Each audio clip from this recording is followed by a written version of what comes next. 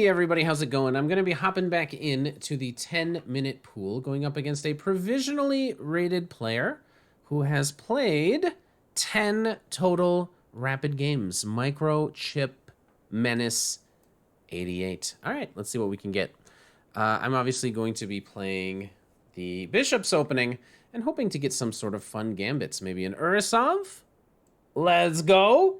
And hopefully this leads to something very fun. I bring my knight out, trying to make d5 unplayable. I bring my bishop out, I get castled. I'm down a pawn, but I'm able to develop very quickly. And let's see which line the opponent decides to go for. All right, going to be playing d5 on the next move. So I'm going to go here, d5. I'm going to move my queen across so that... Can't take this guy, because then your queen would be hanging. Future moves involve bishop d3, rook to e1 with some massive attacks. And I actually want to play this move as quickly as possible because otherwise the opponent can play bishop f5, which is a very useful defensive move if the opponent is going to be castling on the king side. So I think if they castle, and if I just start with like this, there are some lines where you try to like sack on d5 that might be very difficult to remember. But we're going to be playing for a big attack here.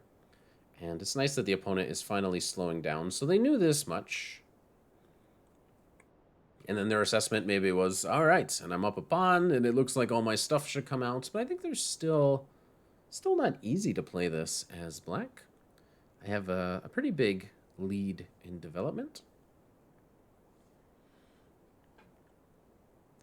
So let's see what they do. Okay. This move is very sensible. Trying to understand how the lines with knight takes d5 work. I think what I need to do is bring this rook in now. This is a very good solid move. I guess black's next move will be knight d7, and then my bishop will actually be hanging. So I'm going to start with this. It just seems logical enough. I've completed my development now. Black is doing quite well after like this. And then there's lines where, like, if your bishop goes back, they can play knight to c5. So, yeah, it's a bit hard now. My bishop is actually hanging. Now, knight d5, I know it looks stupid, but just give me a second, okay? Leave me alone. Just keep watching the video. Don't talk to me, okay? You can't talk to me like that through the television screen. Let me alone. Just let me look at knight takes d5. What's your problem? Get off my back, guys. Come on. Takes. Wait, why does it not work? Take. Let's just count how many things are where. At the end of it, I'm on here. Why does this... Is it because they take and then they laugh? What if I start with this? Okay, stop. I can hear you laughing at me. I can hear you like, I know you're like, oh, you dummy. Just move your bishop away. Your bishop's attack. Leave me alone. You don't know me. Okay?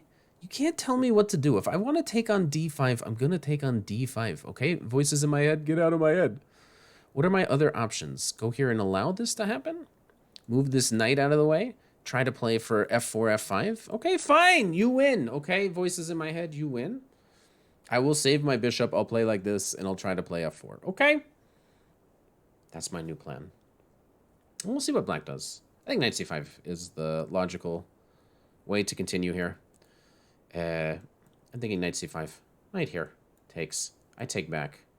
And hopefully I still have some pressure, because then suddenly I'm attacking e6, which maybe is solvable. He's got a queen that can do it. But instead we see something completely different. Queen comes out. Interesting. So I guess you're castling on the queen side. So if I want to make this threat, I guess I should go through with it now. Okay. Let's put some pressure on this guy while we can. And see how black responds to that. He might be trying to, at some point, to play something like this. I think you would need to castle first. But he's trying to do something mean. I feel whatever he's doing, it's mean-spirited. As opponents typically are. But interesting move. Queen out to a5. Very strong move. So he gives up the pawn back. Then I'd be on the bishop.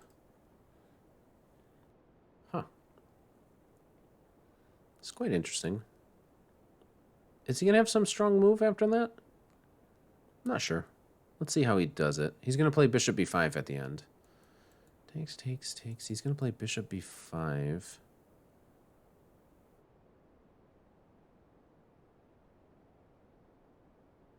that very annoying?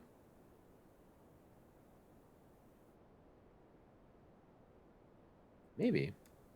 Huh. Maybe this is actually... Maybe black is doing this quite well. Maybe he's just refuting the Urusov Gambit right before our eyes. So I imagine this is the idea. Because this is an annoying idea. It's not so easy to avoid losing a pawn. So exactly this all happens. Imagine that. Do I have here?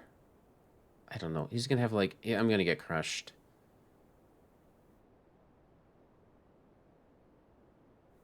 I'm trying to set up an amazing idea. Here, if takes, take back, I allow you to come in here. Then I sack here, and I deliver this amazing checkmate. Now, it doesn't, I doubt that it works. Because maybe he has some way to harass me or something. It requires him to take the bait. But there is quite a nasty threat. Takes, takes here. Rook takes, which wins immediately. Queen is crisscrossing. I'm just trying to get this bishop onto this diagonal. Now, there's a lot of things he can do to mess with this. He can attack my queen. Would be a very sensible way of messing with this. Or he could take this, but then not take back. He could even take this guy and then not fall for the evil, evil trick. But we've set up something quite spectacular. The Bowden's mate. Can I crisscross applesauce my opponent to death? Will he see through my evil ruse? So I should pre-move this. I don't want to spend any time thinking about it. Because I want him... Oh, no, wait. It doesn't even work. Wait, I'm so dumb. Oh, no. Wait, that doesn't work at all. No! What horrible analysis. But... Look, we're not going to give up on the idea, obviously. We're going to go here. Ah, but if he takes here, I wanted to go here. But then I get mated! Wait, all these ideas, they're not working the way that I want them to. Oh, dear. Oh, no. How do I just want to take this thing. But it's not that easy. Oh, I'm going to have to make just some normal move. I just have to make, I'm going to have to make some normal move and hope that he blunders. Right? If I go here, he can obviously check. And we can repeat a little bit. My idea is, then am I threatening to go here? Queen can't go anywhere. Maybe it simply can.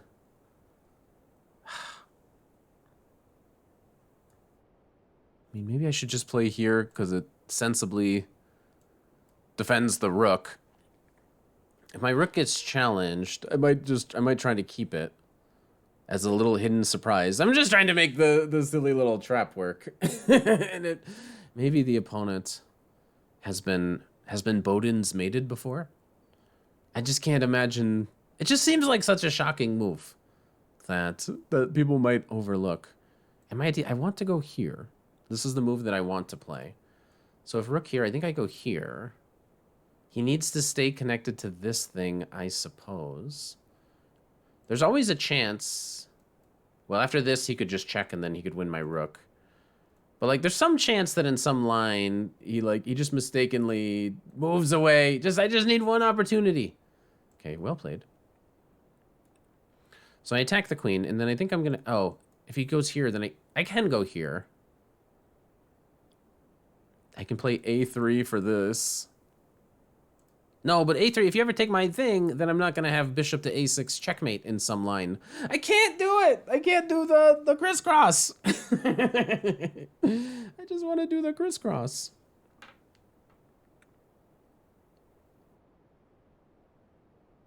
Where could he put the queen that it would mess this up? There. That would mess it up. Here. That would fall for it. Hopefully they put their queen here. This falls for it. Queen d4. Play queen d4. We did it! We did it! Opponent fell for the Bowden's mate, and this guy is strong. Yo! Crisscross applesauce. Let's go. Unavoidable Bowden's mate.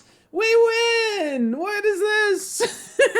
Incredible. Urusov Gambit. It's unbeatable. I was actually getting very worried here that opponent knew exactly what they were doing. Because after all of this is all kind of normal. And there's a couple different plans that you can do for black, but this one is very popular, playing for d5.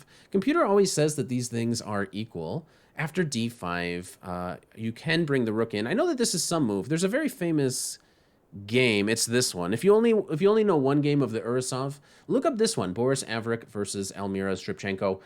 It feels like white actually had done some prep that was a lot deeper than like the computer doesn't really understand it. It feels like it was a human that did some serious prep. Check out that game if you actually want to study this line in detail. And since he played this move, I play this move.